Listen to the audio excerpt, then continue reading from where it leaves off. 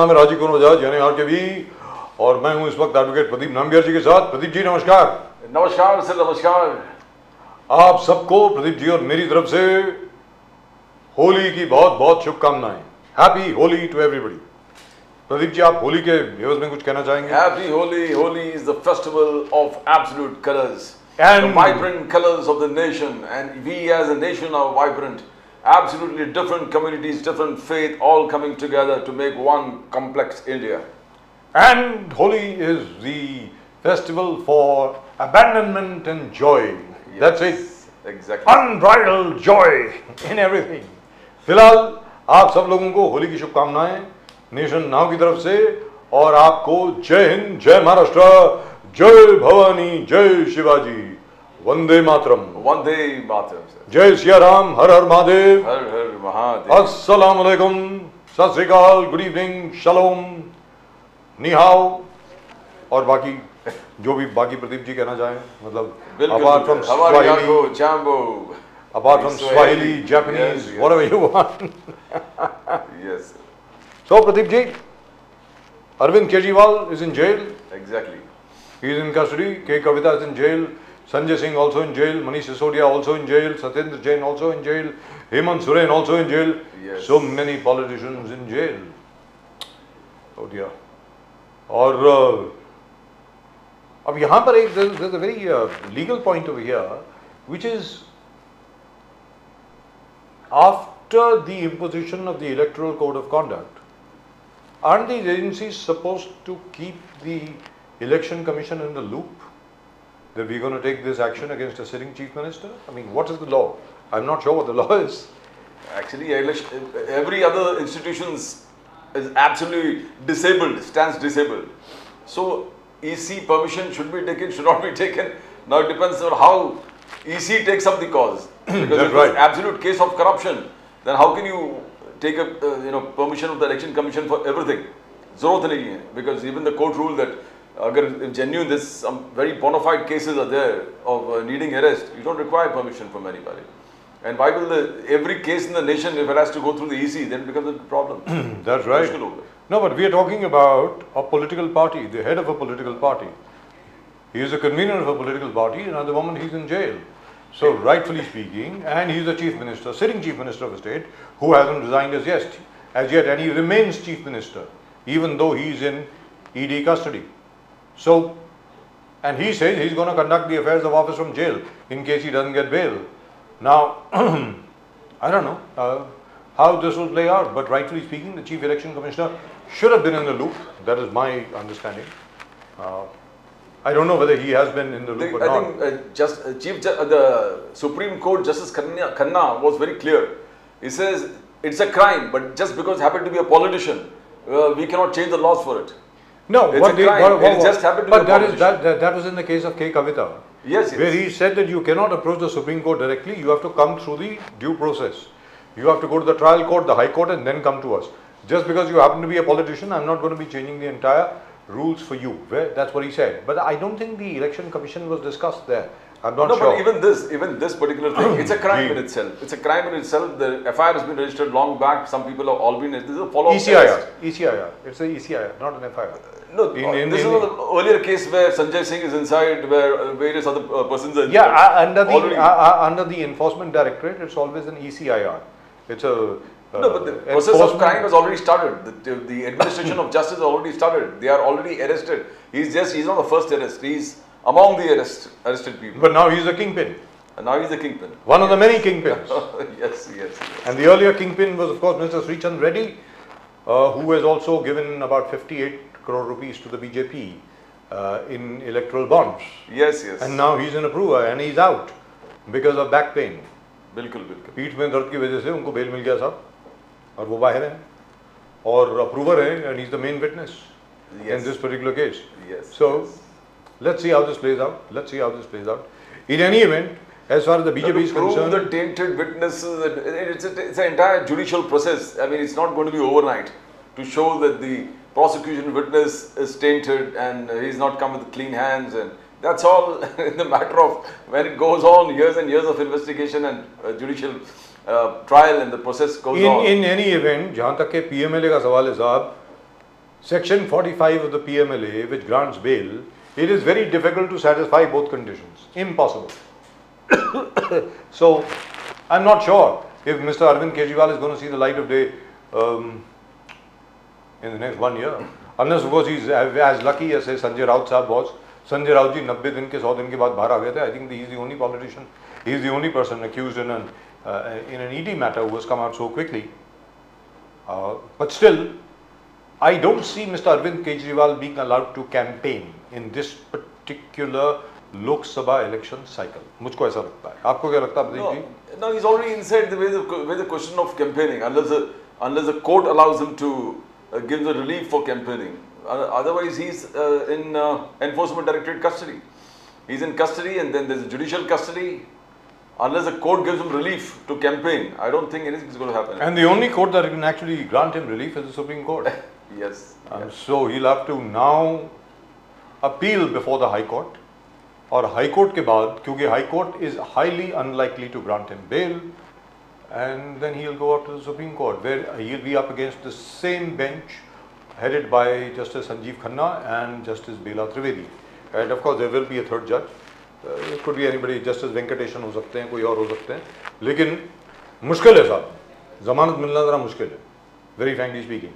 In any event, जहाँ तक के भारतीय जनता पार्टी का सवाल है, भारतीय जनता पार्टी तो साहब अब सुपर चार्ज है, बिल्कुल टर्बो चार्ज है. भारतीय जनता पार्टी की कैंपेन हर जगह में चल रही है बहुत बढ़िया तरीके से. Let's ask our friend mister Ali Daruwala साहब, पुणे से इस वक्त हमारे साथ हैं. दारूवाला साहब नमस्कार. नमस्कार राजीव सर, नमस्कार प्रदीप सर, नमस्कार. जय हिंद, जय महाराष्ट्र, वंदे मातरम. जय सिया राम सर, जय सिया राम, हैप्पी होली. जय सिया राम, जय Siya Ram. Sir, happy Holi to you. Happy Holi to all of us, to the nation and all the office ji. bearers in your company also. Sir, Daruwalla साहब, पूना में जो आपने किया उसकी बड़ी अच्छी रिपोर्ट आ रही है, हर जगह से प्रशंसा आ रही है आपकी. I hope you are not getting a very big head. Everybody is praising you to the skies. Everybody is saying कि अली भाई की जैसा कोई है ही नहीं, जबरदस्त हैं. मतलब माशाल्लाह उन्होंने जो किया पूना के लिए, और आपके बारे में तो न जाने और क्या क्या बोल रहे हैं. ये भी बोल रहे हैं कि भाई सिर्फ यही काम नहीं है, इसके पहले न जाने कितने और काम किए हैं अली भाई ने. मतलब ये तो सामने आ गया.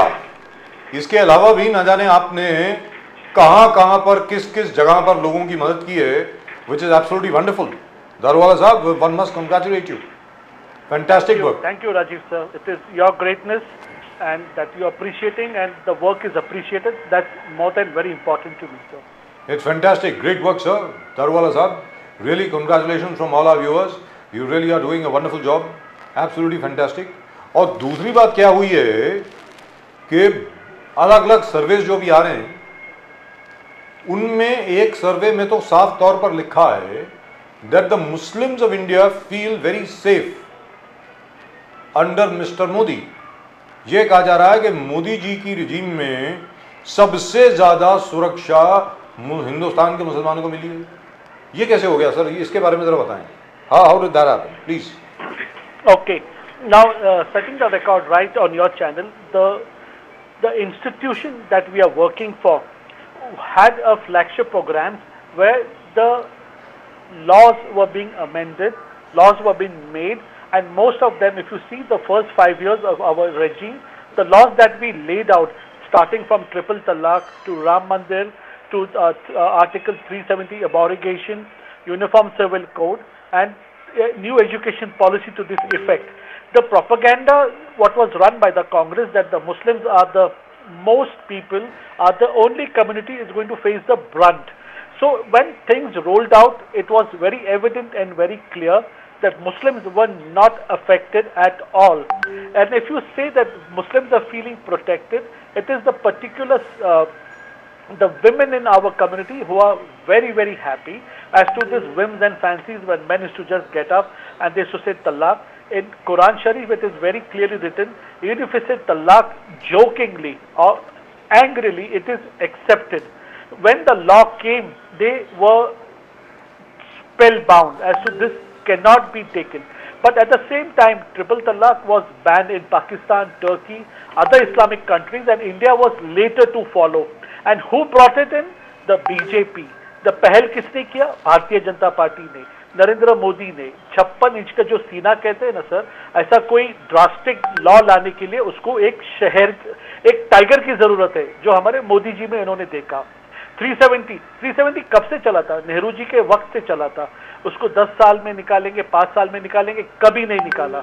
जब 370 आया तो पाकिस्तान में जो आप देख रहे हो खुशहाली, वो मोदी जी के आने के बाद हुआ। बहरहाल जो मुस्लिम्स को यहाँ पे जो सेफ लग रहा है ना sir, I will assure you 10 years में not a single terrorist attack, 10 years में no unnecessary arrest of Muslims, putting them behind bars under the pretext of they are Sunni members, they are ISIS members, or they are from a faction of anti country activities. एक भी unnecessary arrest नहीं हुआ। Well, if you just pick up the record and see the Congress time, मुसलमानों को जो हिसाब से उठाकर जेल में डाला गया, और आज तक they are relinquishing in jail. Now, in fact, there are communities who are approaching us as being a minority, small-time leader. People tell us, Ali भाई, ये जो जेल में इतने सालों से पड़े केस को एक्सपीडाइट नहीं हो रहे, बोर्ड पे नहीं आ रहे, can you use your good office? And you will be surprised, people have started coming out.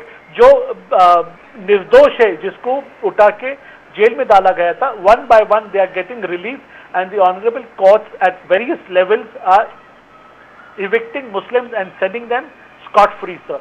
So this has happened in this 10 years of regime, sir.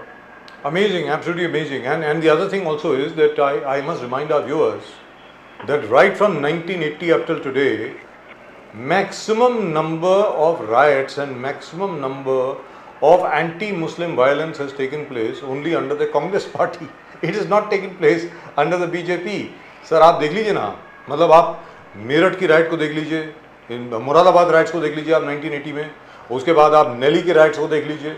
नेली में तो साहब आज तक सर, असम नेली में आज तक लोगों को इंसाफ नहीं मिला है। आधे घंटे 45 मिनट के अंदर 1191 people were killed, all Muslims, men, women and children, in a small village called Nelly in Assam, 1983. The chief minister was from the Congress party, the prime minister was from the Congress party. और उसके बाद sir Bhagalpur rights, उसके बाद मेरठ के rights, Meerut में हाशिमपुरा मलियाना, मतलब, और ये अपना ही देख लीजिए सर, मुंबई के आगे जाकर के। So my point is, if Muslims have actually got a semblance of justice, it has been under the BJP. Would you agree with that? Sir, you will be so surprised. The Congress का ये जो बोलता हूँ ना मैं हमेशा, the word I use, you must be wondering, ये tool kit, यानी ये जो विचारधारा, ये जो इनके जो किचन में जो खिचड़ी पकती है ना साहब, इसके अंदर द एजेंडा जो सुबह से शुरू होता है, क्या बीजेपी को कैसा बदनाम किया जाए, बीजेपी को जो झूठ से अटैक कर डालने का। You start the day, you pass like Mallikarjun खड़गे जी कुछ जैसे झूठ बोल के छोड़ डालते, and the BJP has to support, अक्का दिन उसी के ऊपर डिबेट चलते, सारे टीवी चैनल्स वही मल्लिकार्जुन खड़गे जी ने ऐसा कहा, उन्हें ऐसा कहा, और बीजेपी को उसको बैठ के सपोर्ट करना पड़ता। बट हमारे honourable prime minister doesn't waste time in coming on the television and giving clarification. He says my work ही मेरा सर्टिफिकेट है, और मुझे सर्टिफिकेट टीवी मीडिया और हेडलाइन से नहीं, बल्कि मुझे मेरी 142 करोड़ जनता से मिलना है। और वो बोलता मैं मोदी चीज है क्या? He believes in deadlines and not headlines. तो ये जो फ्लैगशिप प्रोग्राम है, I will not go on and again about the flagship programmes as you are seeing on the ground. जो एयरपोर्ट दिख रहे, जो यहाँ पे तरक्की दिख रही है sir, you will be surprise. आज जो गरीब तबका है ना सर, आज गरीब तबका सबसे ज्यादा खुश है। उनके और सिर्फ एक राशन कार्ड की जरूरत है और उत्पन्न दाखला यानी इनकम सर्टिफिकेट। सर उनको सर्टिफिकेट्स मिलते हैं, उत्पन्न दाखला मिलता है। बड़े बड़े हॉस्पिटलों में जो इलाज, जो आप पैसे वाले लोग घबरा जाते, गरीब लोग जाके सहजता से, आसानी से वो इलाज करवा रहे हैं, ऑपरेशन करवा रहे हैं। ऐसा नहीं कि वन टाइम है, every year this is renewed. State यहाँ पे फडणवीस, शिंदे और अजीत पवार गवर्नमेंट 5 लाख देता है, सेंटर 5 लाख देता है। I happen to be on a board of a reputed hospital. Sir hospital में जगह नहीं है। 60 to 80% बेड्स ये लोअर इनकम मिडिल क्लास लोग अपनी ट्रीटमेंट करवा रहे हैं एंड डॉक्टर्स सब लोग, इंपॉर्टेंट बात हॉस्पिटल एडमिनिस्ट्रेशन डॉक्टर्स ये ट्रीटमेंट देने में उनको एक खुशी महसूस हो रही है। जो हिसाब से लोग वापस जा रहे हैं ना सर, जो गरीबों को घर मिल रहा है, जो गरीबों को राशन मिल रहा है, एक तरह का बाहर एक माहौल खुशी का माहौल है। Forget sir which party I am from, but जो जमीनी तौर पे जो दिखता है ना सर वो हकीकत है, अब उसको झुटला नहीं सकते। You know, Darwala Sahab, yesterday or 2 days back, the UP board, the Allahabad High Court upheld that the UP board of Madrasa education 2004 is unconstitutional. It held that it is unconstitutional. It's violation of the principle of secularism.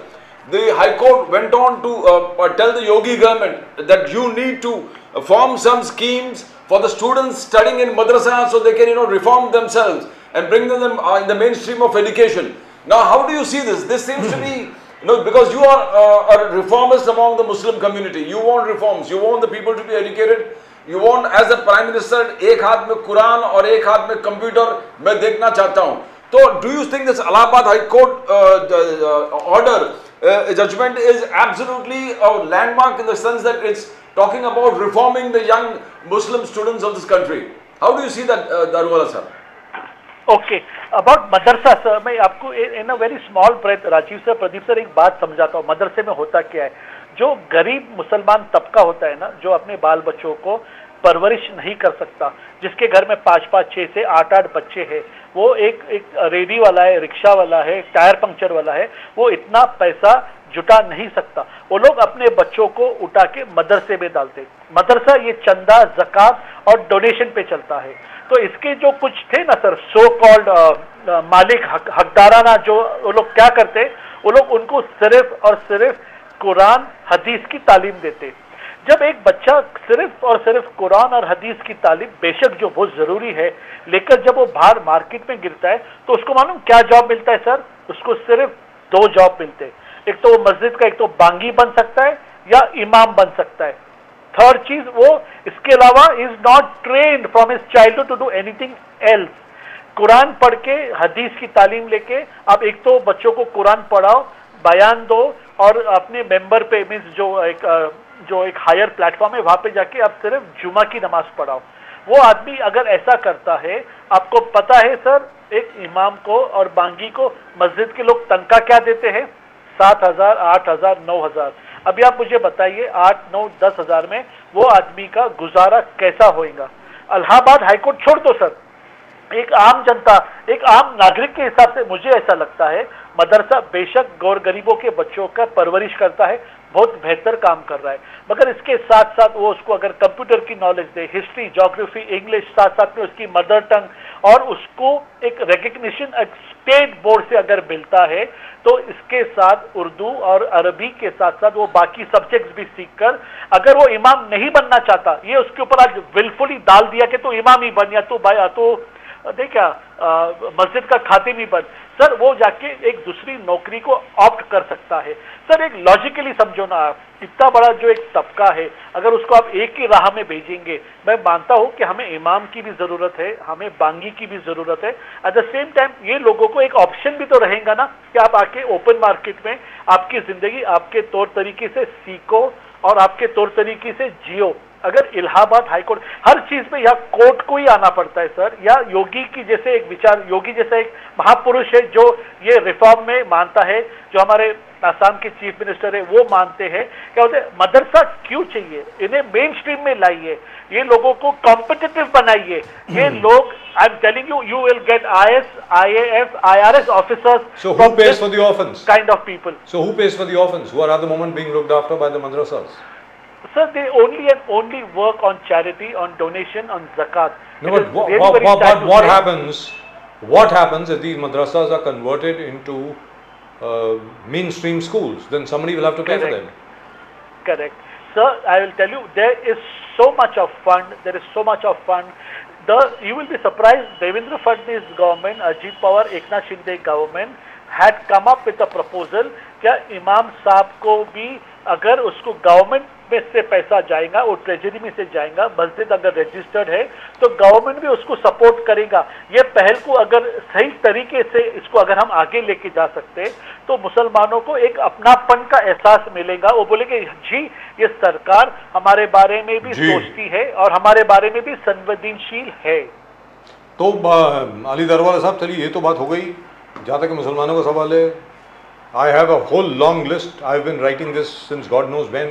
They even filed a case of sedition against me for the fact that I said that, hey, listen, you guys are responsible for Moradabad, you guys are responsible for Deoli, you guys are responsible for what took place over here in Mumbai, for what took place in Delhi, what took place in Hashimpura, Malyana, and so on and so forth. But then that's a separate issue. Now, coming now to what is happening right now, let's address the elephant in the room. Mr. Arvind Kejriwal. The Aam Aadmi Party says that the BJP is very scared of the Aam Aadmi Party, which is why you are getting the Enforcement Directorate to arrest one leader after the other of the Aam Aadmi Party so that you can take them out of the election campaign. Darwala साहब बताएं।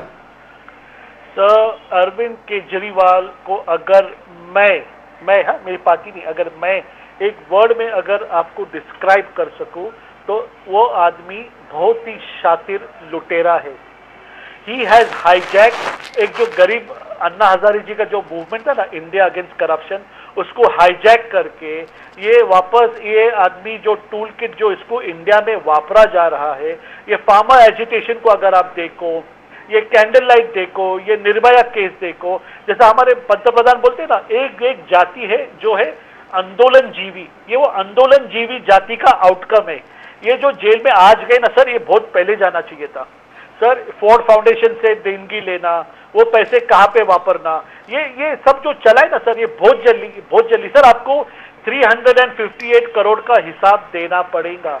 100 करोड़ का जो fix CBI जो inquiry कर रही है उसका आपको हिसाब देना पड़ेगा। जो आपने लिकर लाइसेंस लोगों को बांटे हैं ना सर, उसके ऊपर भी सीबीआई काम कर रही है। ये सब चीज पर्दाफाश होने वाला है। लेकिन उनका ये कहना है कि 1 रुपया भी नहीं मिला साहब, ये तो जबानी जमा खर्च है। जबानी बोला है वो रेड्डी साहब ने, क्या नाम है उनका, शरद चंद्र रेड्डी साहब हैं, उन्होंने बोला जिन्होंने बीजेपी को 58 करोड़ रुपए दिया है इन इलेक्ट्रल बॉन्ड्स, ऐसा सर सामने आरोप है। अली दरवाला साहब, सर ये आरोप लगाने वाले भी कौन है? ये अरविंद केजरीवाल, ये टीएमसी सर। एक सर, ये देश के अंदर मैं आपको कह रहा हूँ ना Rajiv sir, Pradeep sir, it's not a joke. एक मूवमेंट है सर, ये बहुत भयानक मूवमेंट है सर। ये लोग है कौन? अचानक ओवरनाइट को हियरिंग चाहते, प्रदीप सर जानेंगे, वो सुप्रीम कोर्ट हाई कोर्ट के लॉयर है।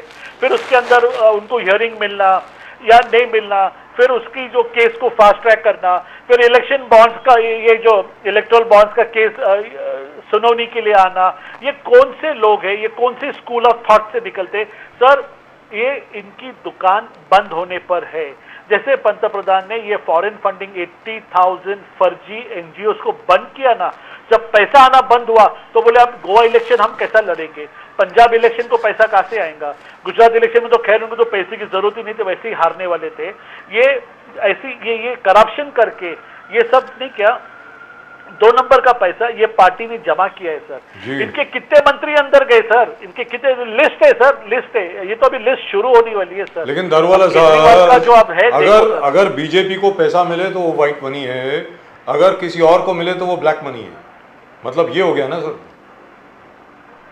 सर और आपने कांग्रेस के और आपने कांग्रेस के अकाउंट भी सर आपने फ्रीज करा दिए, क्या कर रहे हो सर? सर ऐसा नहीं होता है, ये कोई भी जो एक गवर्नमेंट एजेंसी है किसी के बोलने पे, किसी के इशारे पे काम नहीं करती। जो इतना जो ये मार्केट के अंदर जो ईडी और सीबीआई जो इतने प्रेस्टिजियस ऑर्गेनाइजेशन है, उसके अगर आप लूज टॉक्स करते हो सर, तो 4,700 arrest, prosecution has been done by enforcement directorate. Sir एक बात मैं कहता हूँ, ये जो हो रहा है ना सर, मोदी जी ने इनको काम करने के लिए, and exactly 3 convictions, 4,700 arrests and 3 convictions. You know, Darwala Sahab, today Sharad Pawar ji कहा कि look at the way the BJP wants 400 plus 400 अब की बार 400 पार इसलिए बोल रहा है कि they want to change the constitution, they want to alter the constitution. Now this is a serious charge. You know, Daruwalla साहब, Sharad Pawar is a very senior leader. And जब वो कहता है कि आप संविधान को चेंज करने वाले, बदलने वाले हो, and we are at very you can say very dangerous loggerheads where we are, the constitution is concerned, and BJP elected to power is going to change the constitution. Such serious remarks coming from Sharad Pawar ji. How do you see? People tend to believe this. Sir, I do not know where this ये जो विचारधारा कहाँ से आती है कि BJP और मोदी जी और ये कैबिनेट कॉन्स्टिट्यूशन को चेंज करने वाली, इट्स रियली एक हंसने की बात है. अगर इतना इजी था कॉन्स्टिट्यूशन को बदलना तो उसके कॉन्स्टिट्यूशन की ये लोग शपथ के ऊपर मंत्रीगण ग्रहण नहीं करते. सर, मैं आपको कहना चाहता हूँ, देयर इज एक body that is governing everything. There is a Supreme Court who works. The other day I was listening to the CGI who was saying he is bounded by the rules of the Constitution and I work only and only as per the periphery of the Constitution. Sir, Modi ji के पास इतना बोलते हैं ना ज़ाया time नहीं है. Sir, जो रूल्स कैंसिल हो रहे हैं ये पब्लिक फ्रेंडली रूल्स नहीं थे. ये जो रूल स्क्रैप किया ना सर, ईज ऑफ लिविंग के लिए किया. सर, एक बात जानना चाहिए, अगर कोई गलती से अगर कोई रूल बना भी है, जैसे ये कोऑपरेटिव रूल आउटडेटेड रूल्स है, जब सोसाइटीज हुआ नहीं करते थे, जब ये ब्रिटिशर्स ने रूल बना के गए, अगर यहाँ पे रूल चेंज हो रहे तो आप उसको ट्विस्ट करके लोगों के सामने ऐसा आप अगर एक पिक्चर बनाते हो कि यहाँ पे सारे रूल्स ब्रेक हो रहे हैं और कॉन्स्टिट्यूशन चेंज हो रहा है. I can tell on your platform that nothing of this sort is happening and Modi ji is in the least of any interest of changing the constitution. Yeah, but your own member of parliament bringing ease of life. But your own member of parliament from Karnataka, Mr. Anand Hegde, he keeps saying कि 400 पार इसलिए क्योंकि हमें संविधान बदलना है. He is a BJP MP. Sir, he may have been misinterpreted. Yeah. No sir, not misinterpreted. This is the 6th or 7th time he has said it. I'm not joking. He is anyway a loose cannon. He keeps saying all sorts of things. He's not got the ticket also this time. And no wonder. No wonder he is unlikely to be a BJP candidate again. But no. He's been saying it. All I'm saying is at the end of the day, look at the way you are explaining things to us. Ali Darwal, I'm not praising you just because you're sitting over here and you're a friend of ours. For the record, we have never met physically. Darwala Sahab and all of us have met only on television. हम लोगों ने we have never even shaken hands. Hopefully that will change whenever Daruwalla साहब comes to Mumbai. अब जिस तरीके से आप explain कर रहे हैं, मैं आपके सामने ये बात रखता हूँ कि आपके जो बड़े नेशनल स्पोक्स पर्सन हैं, बड़े बड़े दिग्गज नेता हैं, वो इस तरीके से इसका स्पष्टीकरण क्यों नहीं दे सकते? Look at the beautiful way in which you have explained everything. Why can't they do it? Daruwalla साहब बताएं. ये तो आप में कमी दिख रही है ना सर? सर बिल्कुल. I will tell you one thing and I will tell you very pragmatically. Sir, अगर एक प्रोसेस के ऊपर एक प्रोसेस जैसा एक सब्जेक्ट है, जैसा मेरा सब्जेक्ट है मुस्लिम राष्ट्रीय मंच, इसके ऊपर सालों साल काम किया है, इसके ऊपर सालों साल हमें ट्रेनिंग दिया गया है. इसके अंदर I am not saying I am expert but I feel that I may not make a mistake. जो एक विचारधारा से एक अगर संघ परिवार से आता है, उसके ऊपर अगर मेहनत की है, उसको अगर विषय समझाया गया है, तो जो वो तरीके से बात करेगा, unlike in the event if a person is just a politician, if he is a turncoat and he comes with a different mindset, you cannot change a person's mindset who has worked for 32 years. See, Ashok Chauhan ji को मैं क्यों respect करता हूँ, and rightfully he is given Rajya Sabha. He said मैं 35 years एक विचारधारा के ऊपर काम किया है. मैं अगर बीजेपी में आया हूँ तो मैं मेरी विचारधारा को कायम रख के मोदी जी के जो यहाँ पर फ्लैगशिप प्रोग्राम थे, आम जनता जनार्दन को तरक्की के राह पे लेके जाने के लिए मैं यहाँ पर जुड़ा हूँ. उन्होंने नहीं कहा कि ओवरनाइट मैं सैफरन बन गया, ओवरनाइट कांग्रेस को मैंने ठोकर मार दी. No, he did not mince with his word. So this is a man who is respected.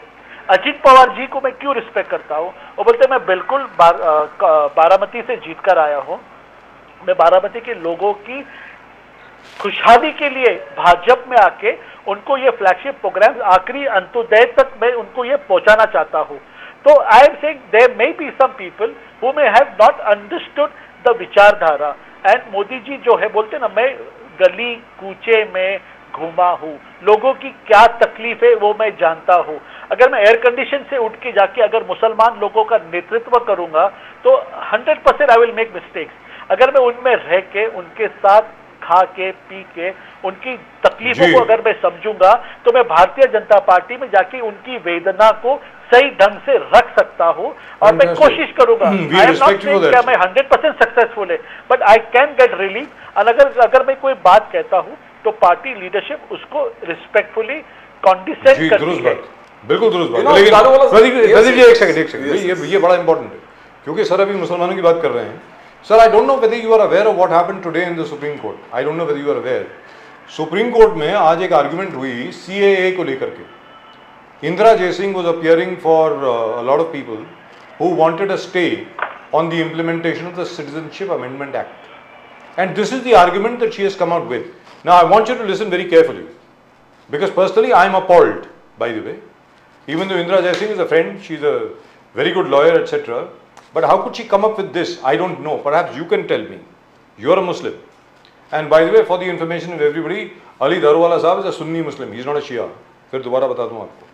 Not that it makes a difference to me. I love all the Fatimids, very dear friends of mine. There is no problem. But Indira Jaising told the Supreme Court, and I quote, CAA will affect Indian Muslims because Hindu refugees from Pakistan, Afghanistan and Bangladesh will get voting rights. So this is the argument. They will get the right to vote. And that will affect the Indian Muslims.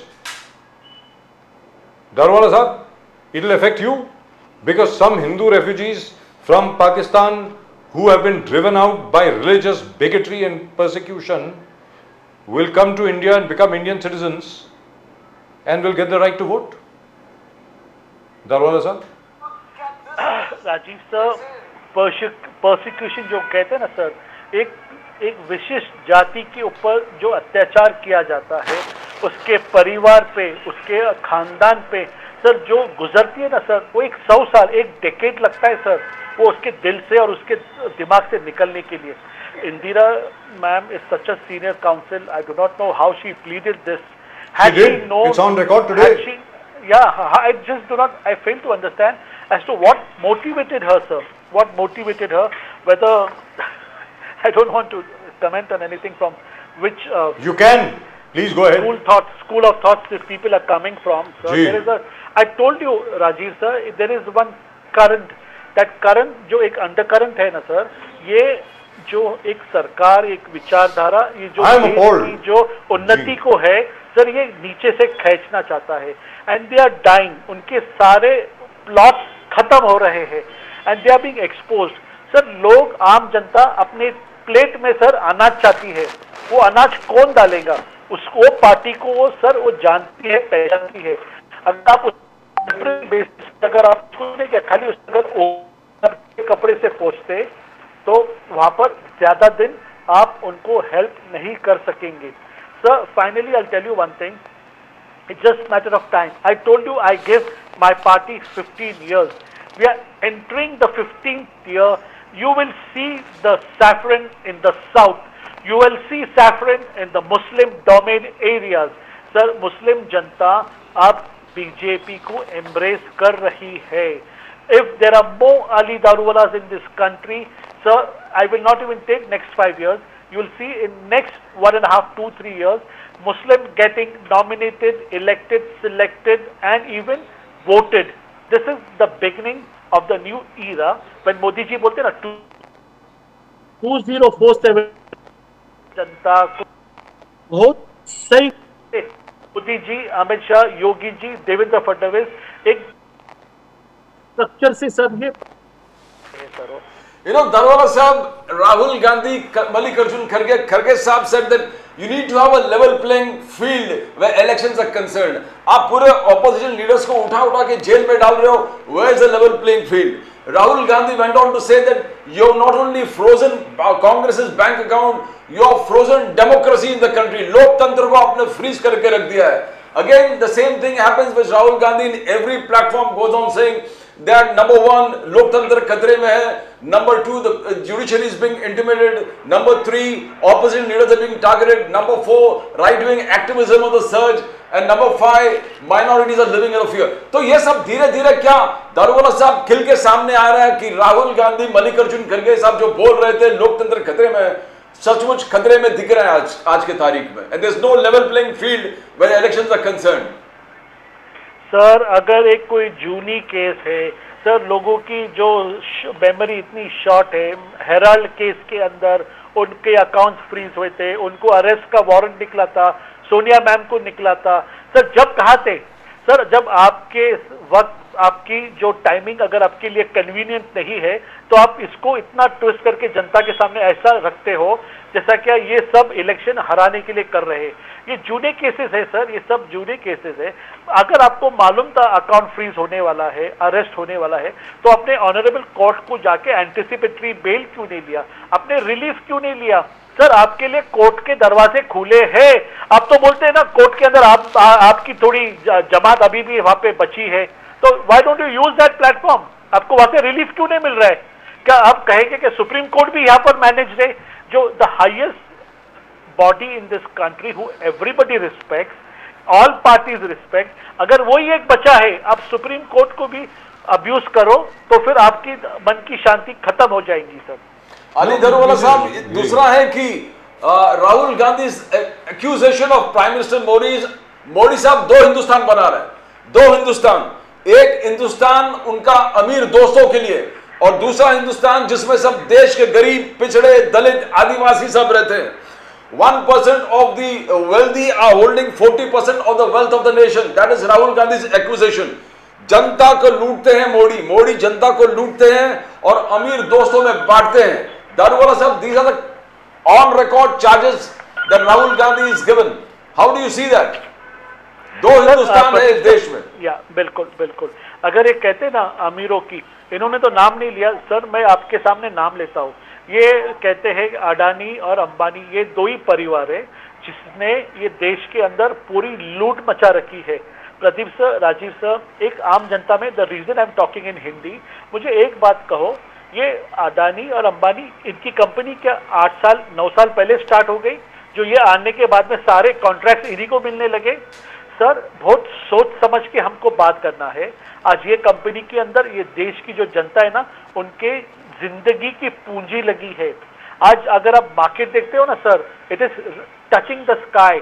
उसके अंदर जो लोगों को profit आ रहा है, जो लोगों को रिटर्न्स और इन्वेस्टमेंट आ रहे हैं, जो म्यूचुअल फंड्स के अंदर जो उनको डिबेंचर्स के ऊपर, शेयर्स के ऊपर जो रिटर्न्स आ रहे हैं ना सर, ये खाली बीजेपी वाले को नहीं मिल रहा है, ये कांग्रेस वाले, ओल्ड पीपल, इन्वेस्टर्स, ये सारे लोगों की आज जीवन जो है ना इसी पैसे के ऊपर हो रहा है सर. अगर just for the sake of accusing this man, I believe that I just do not, I mean, I'm falling short of words for Rahul Gandhi as to why couldn't Sonia Gandhi could work on his son and prepare him and make him little more. In any event, Daruwala Sahab, as Pradeep ji is so fond of pointing out all the time, the Congress has 3 chief ministers in India. All 3 chief ministers have been in touch with Mr. Adani. They have always invited Mr. Adani to their state to start projects in Telangana, in Karnataka, in Himachal Pradesh. So why are they doing that? Rightfully speaking, they should ban him. They should ban Mr. Ambani because all of them are in touch with them. They are all requesting Mr. Adani, please come over here. Please set up your power plants over here. Please set up something else over here. Please set up a textile plant here. Please set up a mobile launching plant over here, and so on and so forth. I mean, I think that's a very facetious argument. I don't think that argument holds water, and nobody believes it anyway, as far as this particular thing is concerned. But in any event, one must congratulate you, Daruwala sir. You've been doing a wonderful job. We are all very, very proud of you. Keep up the great work. Keep up the good work. And I hope your other spokespersons learn from you. Daruwala sir, thank you very much. Namaskar. Jai Siya Ram. Jai Siya Ram. Vande Mataram. Vande Mataram. And I hope before you go, Pune is now peaceful. Pune is peaceful, sir. 100%, sir. I can tell you all these toolkits are being exposed. Very and good. Serious action needs to be taken on liars. But I must thank Mr. Daruwala again. Ramzan के बावजूद इफ्तार करने के बाद एकदम फौरन वो यहाँ पर आए, रोजे पे होने के बावजूद। उसके लिए आपका बहुत बहुत शुक्रिया सर, थैंक यू। दुआ में याद कीजिएगा। Thank you very much sir, नमस्कार। Thank you, thank you. Well, you know what, as far as the Congress is concerned, I'm not really sure what the Congress is up to. As you keep pointing out so many times, Pradeep ji, कि यार एक तरफ आप अडानी को आप गाली देते हो, आप सब कुछ करते हो, आपके मुख्यमंत्री जो है रेवंत रेड्डी साहब जो हैं, सबसे पहला काम करते हैं, as soon as he takes over, he invites Mr. Adani, Gautam Adani, कि भाई साहब हमारी मदद करो। हमारे आदरणीय सम्मानीय मुख्यमंत्री जो कर्नाटका के हैं, वो उनको बुलाते हैं, सबसे पहला काम करते हैं, भाई साहब यहाँ पर आ जाओ। मुकेश अंबानी के लिए इनविटेशन ना जाने एक बार नहीं, ना जाने सुक्कू साहब ने ना जाने कितनी बार भेजा है हिमाचल प्रदेश के जो मुख्यमंत्री हैं कांग्रेस के। अब पता नहीं वो मुख्यमंत्री रहेंगे नहीं रहेंगे आगे जाके, because 3 more independents have joined the BJP.